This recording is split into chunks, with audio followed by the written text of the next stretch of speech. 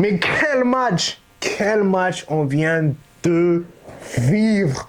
Un match de fou qui a opposé le Mexique et l'Angleterre. Alors, si vous êtes parti vous endormir, c'est pas bien grave parce que dans cette vidéo, je vais vous parler de ce match extraordinaire parce qu'on a eu droit à tout. On a eu des cartons rouges, on a eu 2 pénaltys de tous les côtés, de tous les sens du Mexique et de l'Angleterre. Mais finalement, l'Angleterre s'est imposée 3-2 contre le Mexique. Alors, le match commence très fort.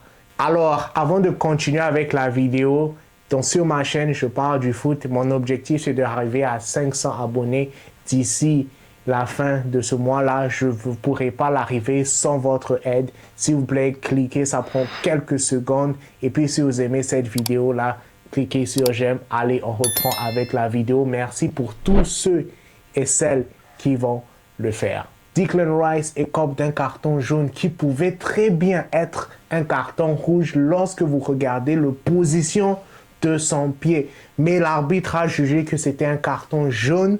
Alors le match a continué. Un match qui était largement au début dominé par les Mexicains. Tous les Anglais étaient dans la défense parce que coup sur coup, il y avait plusieurs occasions. Cependant, l'Angleterre, grâce à Bellingham, marque un but qui venait, je ne sais pas d'où, mais ils ont quand même marqué parce qu'avant ça, ils n'ont même pas eu un temps fort. Première grosse occasion, premier but.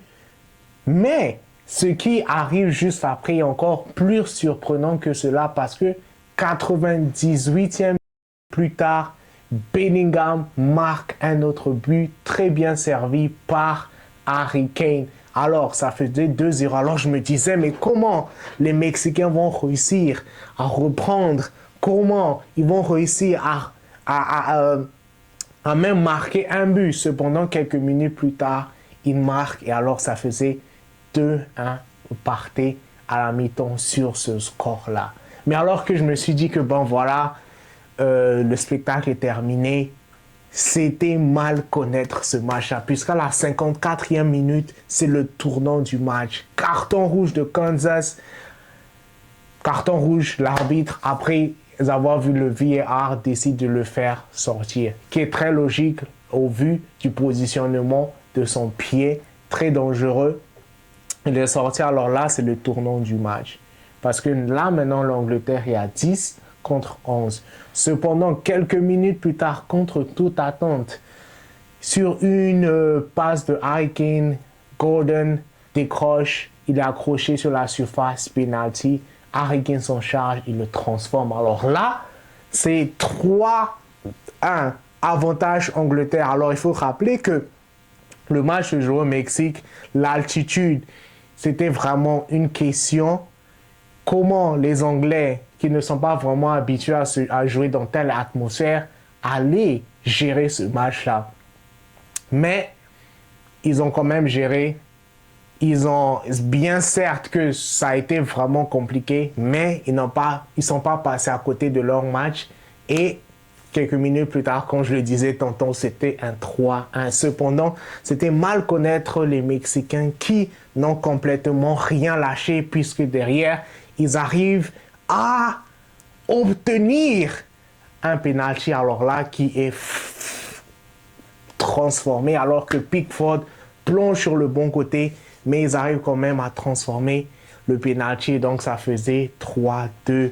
Mais alors là, ce qui va se passer après est complètement fou, parce que coup sur coup, le Mexique attaque coup sur coup. Alors, Tuchel, comprenant bien ce scénario-là, a décidé de faire sortir Harry Kane, son meilleur buteur, pour renforcer sa défense. Alors, on a vu que des marées blanches et des marées vertes. Le marée verte voulait marquer, la marée blanche disait absolument non. Et c'est ainsi que le match est terminé sur ce score-là. Et l'Angleterre est donc qualifiée. L'Angleterre va affronter la Norvège de Erling Haaland qui a marqué 2 buts aujourd'hui contre le Brésil. Le Brésil est donc éliminé. C'était la dernière Coupe du Monde de Neymar qui a participé à 4 Coupes du Monde et qui a marqué dans 4 Coupes du Monde différents. Ils sortent pour la première fois. C'est la première fois que ça les arrive depuis 1990 de sortir à ce stade de la compétition-là. Cependant, la compétition est bien terminée pour eux et donc l'Angleterre rencontre la Norvège. Alors, c'est le moment de me dire qui de l'Angleterre ou de la Norvège pensez-vous va remporter ce match-là?